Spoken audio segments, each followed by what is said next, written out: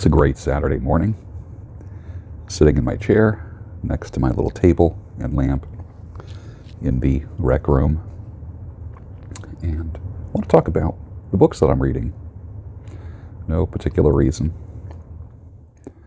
I usually read anywhere between 5 to 10 books at one time. And what I've been doing in the past few years is actually rereading some books. I used to just read a book and then put it on a shelf.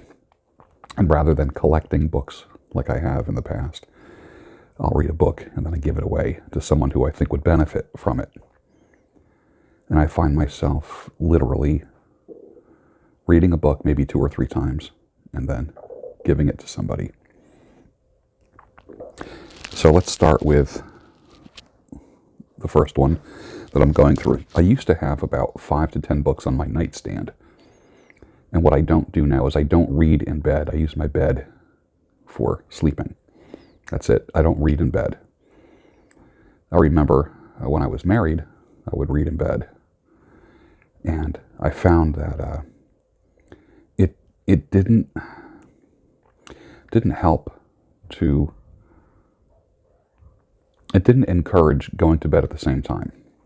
And I think that if you're married, I think it's helpful to go to sleep at the same time. That's just my opinion. That's what worked for me. Now, getting up is a different story, because nobody gets up earlier than me. So the first book. I've always liked Larry Winget, and I like how he gives financial advice. This one here is called You're Broke Because You Want to Be. And he wrote How to Stop Getting By and Start Getting Ahead.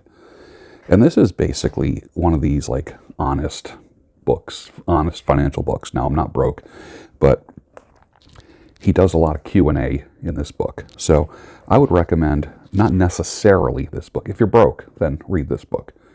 But I would recommend any Larry Winget book. I think he's good. And he tells the truth. He doesn't gloss anything over. He's different than Dave Ramsey, different than Susie Orman, more like Grant Cardone. But I like him though. I like the guy. Larry Winget. Anything. His last name is spelled Winget. This one is called The Science of Getting Rich. It's a classic from, what year is it? It's definitely not a newer book. When did this come out? This originally was copyrighted in 1910. Just interesting. The Science of Getting Rich by Wattles. A proven mental program to a life of wealth. It's always good to be feeding this stuff into your head. Now, I'm up early. I got up at 5:30 today on a Saturday, which is later than what I usually get up at, 4:30. I got my beard is sticking out, my hair is sticking out today. It's okay. I have no one to impress. I make my coffee, and I don't sit in the cozy nook. I just come to my chair, which is a recliner, big fat recliner, and a little side table and a lamp. And it's very quiet. It's very, very quiet. I like it quiet in the morning. I am going through some sections of Red Pill Ideology, and it says, The Love Child of Pickup Artists and Feminists. That's by Jared Trueheart. And I wrote the foreword to this book. I'm going through it for a second time. Just to go through it for a second time. Many times I go through things 2 or 3 times because when I do read something for the second or third time, I always get something different. And it's like a brand new book. There's a few books I go through on a fairly regular basis. About every 5 years, everyone needs to read the classics, I think. Some say 10 years. I say every 5 years. So pick your classics and enjoy them. But what'll happen is you will always see or read scenes that you didn't see or read the first time. And characters will pop out and little things will happen, especially in fiction. You're like, I don't remember that happening, and it becomes like a new book. And it's like a new scene was written into a movie.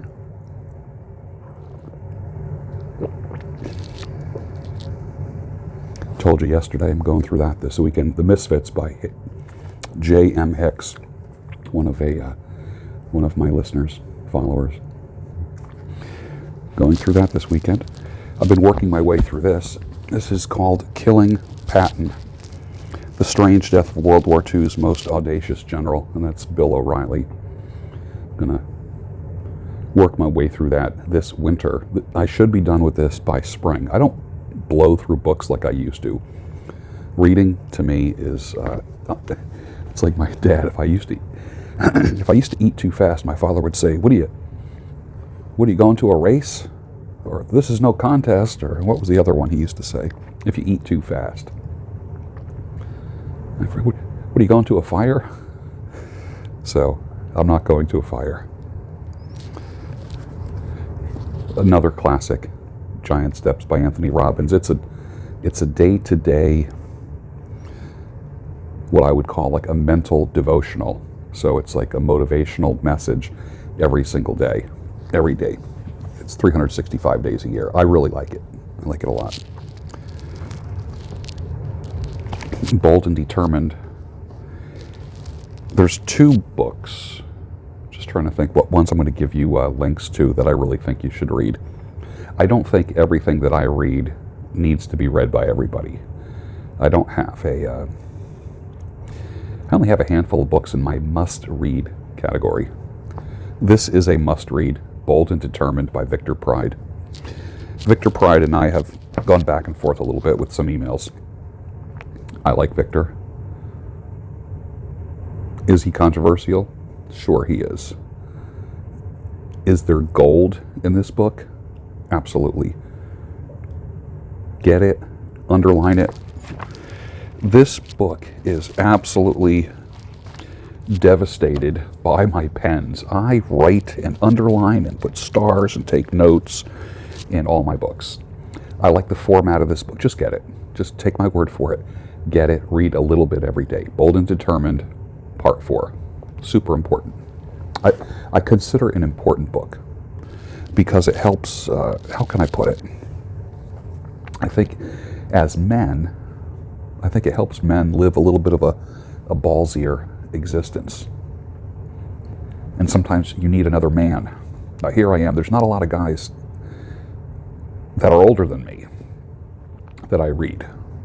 I mean, many of the authors that I read are dead, but I will say that I know men that will not read books written by men that are younger than them. I probably stopped having that attitude about 10 years ago. Okay. At 60, this is the year that I turned 60. At 60, I am now 10 years into enjoying reading books written by men younger than me and men that I have met. So I either have met them, they are an acquaintance, or they are a friend. And that's a beautiful place to get to in life, where you meet authors and get to know them and their quote-unquote origin story. And when you know someone's origin and know them personally, when you've broken bread with them, had coffee with them, had a beer with them, shared some time talking, alongside a campfire or outside a conference hall, there's something about reading a book by someone who you personally know and have met. And I've done that a lot in the past 10 years.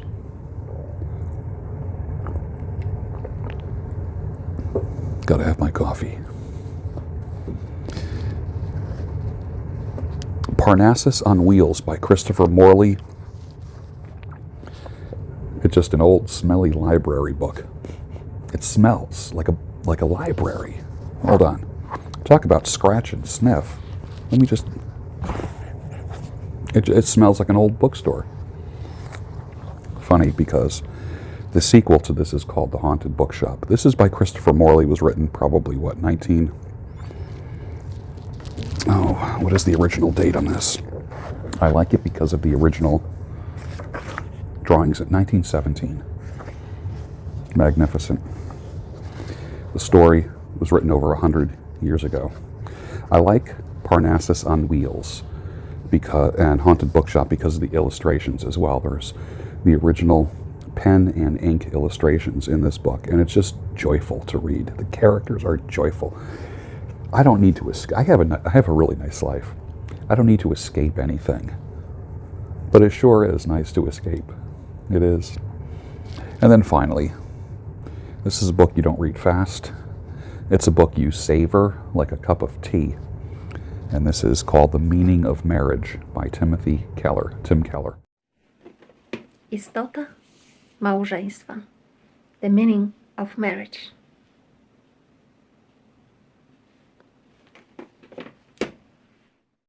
Who was a professor at Westminster Seminary when I was there. And then he left teaching seminary and started pastoring a church. I think he started the church, if I'm not mistaken, in New York City.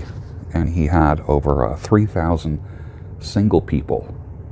Can you imagine a church with 3,000 single people? And of course, single meaning never married, never wanting to be married, or divorced several times, but nevertheless single.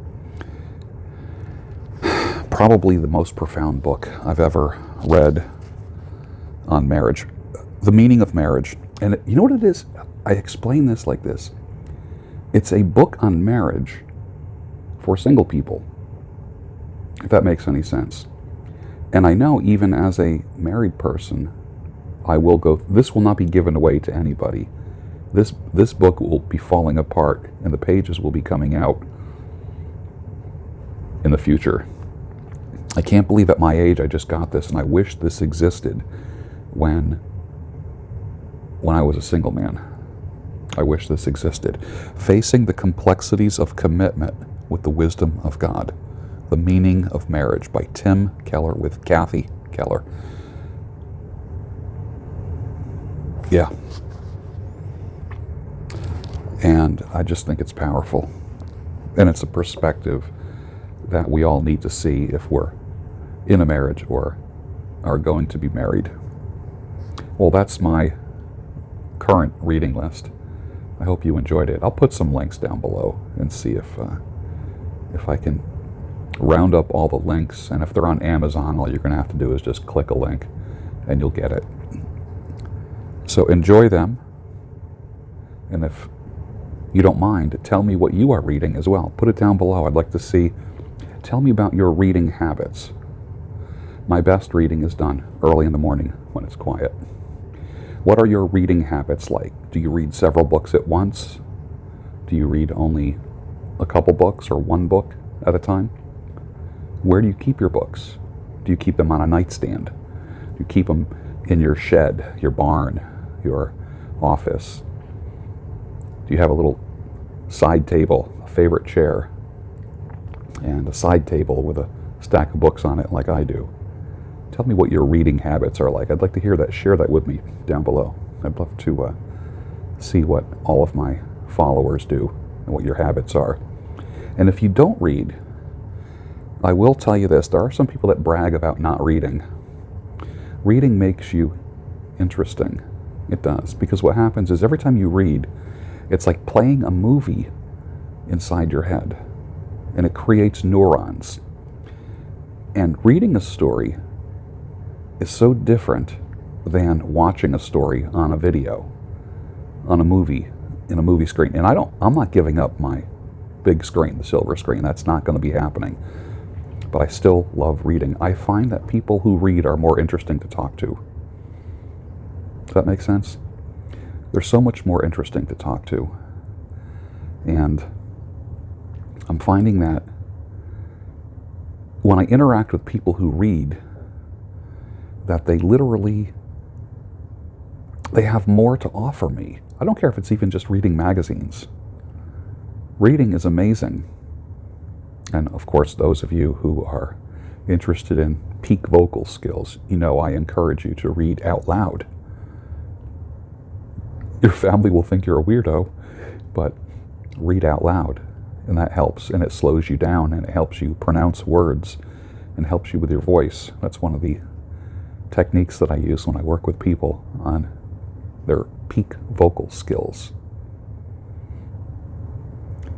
I hope that helped. Thank you for spending a little bit of my Saturday morning with me. I actually have to work today.